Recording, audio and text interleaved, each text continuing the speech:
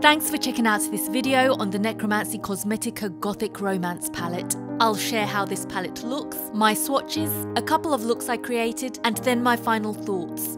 Before then, I'll share some info about the brand. Necromancy Cosmetica is an indie brand based in Puerto Rico. It is run by the couple Des and Zal, and as the brand name conveys, its aesthetics is very much inspired by the occult and the dark, deep creativities from the crypt. They're stated as cruelty-free and vegan, and they're listed in Logical Harmony, which is a cruelty-free resource where they've answered specific questions to confirm they're cruelty-free. Another thing I noticed on their website is a link to the Cats of Necromancy, where they have a neutering and housing project for cats. If you're an animal lover, check out their Instagram page. They also have their own independent physical shop in Puerto Rico, exclusively selling lipsticks with an alternative range until now. A Gothic Romance is their first palette release, and it's an impressive one in terms of design. It's tiny and beautifully packaged like an antique book. It's pretty novel, as you'll see. It fits in the hand, and the palette is inside a sleeve with the look of book pages. It really suits the aesthetics of the brand, and I really like the gold finish on the text and the patterns. The lipsticks are made in Puerto Rico, but I noticed on the packaging these palettes are made in the USA and distributed by the brand. The packaging is recyclable, which is good, and the shelf life is great. It's marked as 24 months after opening. It says the net weight is 11.64 grams. With 8 shades, that's around 1.45 grams per shadow. I'll cover more about the value in my final thoughts. The artwork with the flowers is really pretty, and I think it's a really novel idea to have this detachable magnetic mirror, especially with this concertine-shaped palette, as you'll see. It is a very thin, small mirror, so how practical it is to use might be a little limited, but it's a cute concept all the same. And as you can see, this palette has a unique concertinate design. When unfolded, you see the shades. The top left shade of the first half, there's a deep cool shade called Infatuation, reflecting that tense romantic feeling. There's a popular Russian short novel translated as First Love by Ivan Turgenev. Tells the story of a teenage boy's infatuation with a young woman until a plot twist I won't spoil, after which he falls into depression, which leads to the top right shade Melancholy, suited to a deep navy blue. The name is derived from the Greek language, and a couple of pop culture references I can share are the film Melancholia by Lars von Trier, inspired by his own experience of depression. Artistic cinematography, very abstract as a film though, let me know if you've seen this in the comments. And there's also the Smashing Pumpkins album, Melancholy and the Infinite Sadness, which was based on the human condition of mortal sorrow. One of my favourite tracks is Tonight Tonight. On the bottom left is a deep maroon shade called Velvet Thorns. There's a song called Velvet Thorns by the band Catatonia, not the Welsh band, but the Swedish metal band with a K, so it's a doom metal track, which is probably more fitting. And the bottom right shade is the only shimmer in the palette called Candlelight. It's also the warmest as a gold shade. I'm going to link this to a short film type documentary called Candlelight, Life After the Storm. It was made by Veronica Ortiz Calderon, following the struggles of daily life after Hurricane Maria that ravaged Puerto Rico. Really well made. I'll link the video in the description box below. So on the other side on the top left, there's a pretty deep dusty pink shade called Wilted Roses. Something you'll usually see within 7 days of planting them in a vase. I've definitely noticed a lot of people online trying to search for ways to revive them. The top right shade is called Burial Grounds, which is a neutral brown, a perfect earthy representation. According to TripAdvisor, the Santa Maria Magdalena de Pazzi Cemetery is a traveller's choice for 2020. Apparently, a number of notable Puerto Ricans rest here, and it ranks number 14 of things to do on the island. The bottom left shade is called Penumbra, deriving from Latin meaning almost or nearly.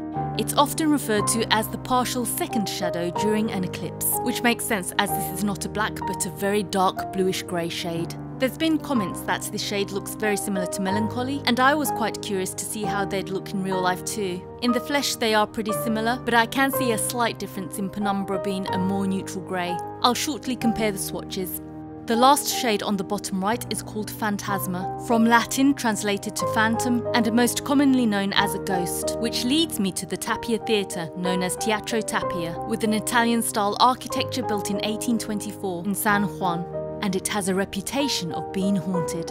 One of the stories is that a woman fell to her death performing at the theatre. Many people have claimed they've seen her ghost wandering around the grounds. There's also stories of hearing strange noises and other chilling experiences in the empty halls, a perfect homage to this pale cream shade. So that's the palette and the shadows with a few fun facts. Here's how they swatch. No primer used.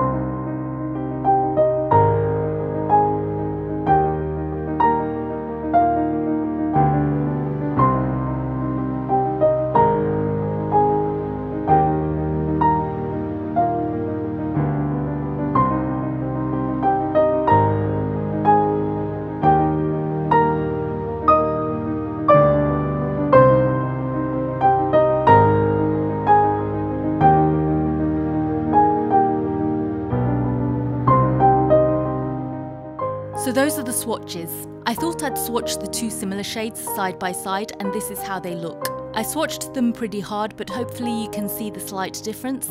Melancholy is a bit more saturated with a navy blue and a slight teal tinge, whereas Penumbra is a bit more of a neutral navy grey. I'll share more in my final thoughts later. Here are some looks I created with the palette, starting with the first look.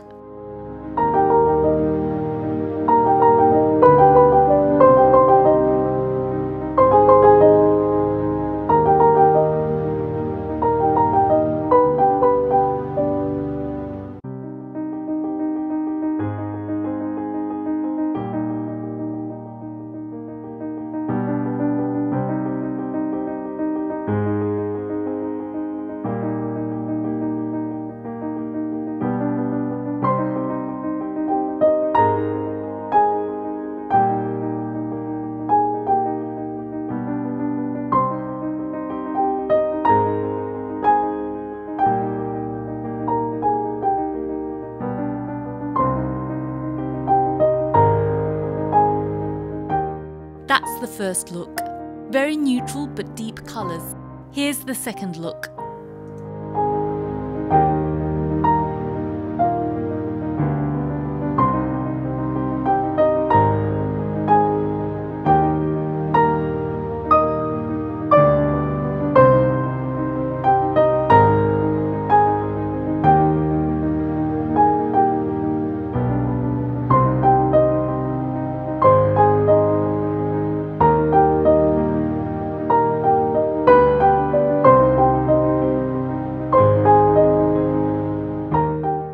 That's the second look, a little bit more fiery, especially with the candlelight shimmer.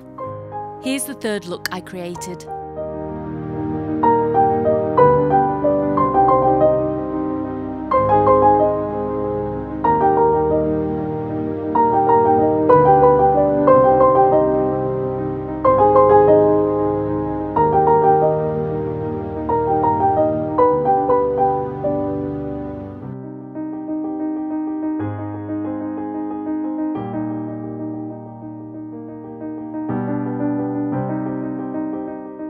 That's the third look. I just wanted to see how those similar shades might work together. Let me know what you think in the comments. Here's the fourth look.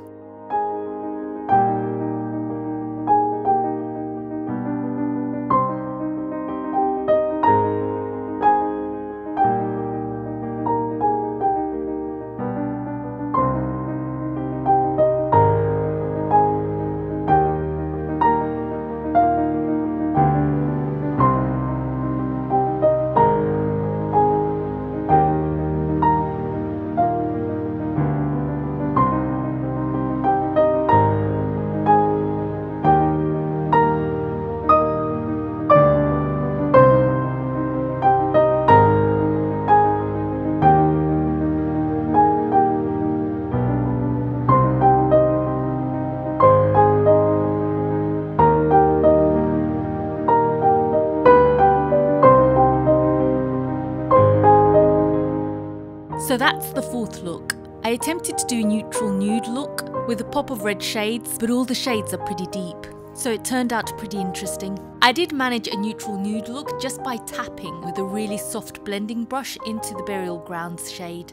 For my final thoughts, I think this is a really interesting, unique, beautiful palette. I think you really have to be into this aesthetic to really appreciate it. It's really well designed for that concept of the romantic paired with dark, deep themes. The artwork is beautiful and I think the packaging is really creative. It's not your simple standard functional design, it's really unique and novel. Given the shadows are larger than the common 1 gram, this palette is small and incredibly compact with this interesting concertina design. I think the mirror is mainly functional for doing the eye makeup, as it's very slim and shaped to the palette, and it works well for that purpose. I really like the design of it being a magnetic detachable mirror, as it would be awkward and impractical to attach it to this kind of concertina palette. I do personally reach for a larger mirror when I do my makeup anyway, but it makes it easy to travel with and it's just there with the palette if you decide to top up or if you're doing a full look. And even without the mirror, the palette isn't that light, it's got a little bit of weight.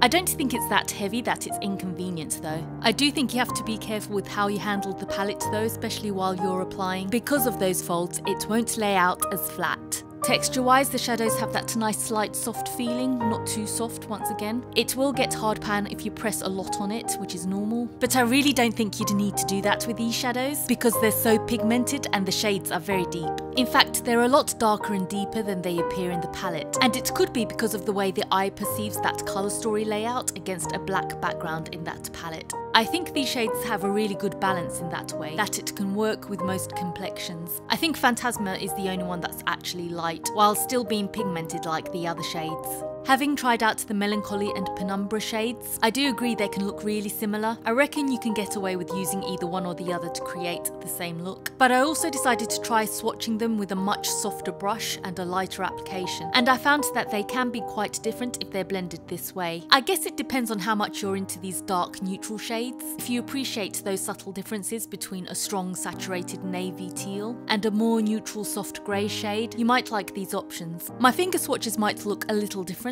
but I only needed to dip my brush into the pan and I already got quite a bit of payoff. So they're very easy to build with a soft brush and they're easy to blend. There is some fallout but very easy to tidy. The results are great though, very vivid. They also wear pretty well. In terms of wear time, I found that they can last up to 7 to 8 hours without a primer. They can last 9 or more hours with a primer, and of course setting spray helps to make that a bit longer.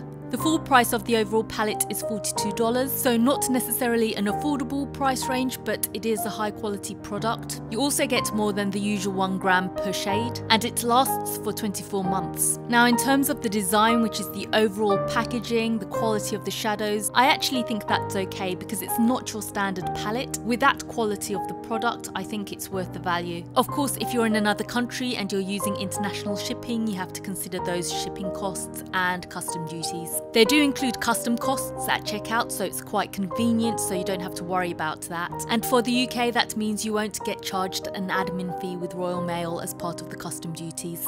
I think international shipping to the UK was pretty good. From the day of ordering to receiving it, I got it within 3.5 weeks, which is not bad at all. Good service as well.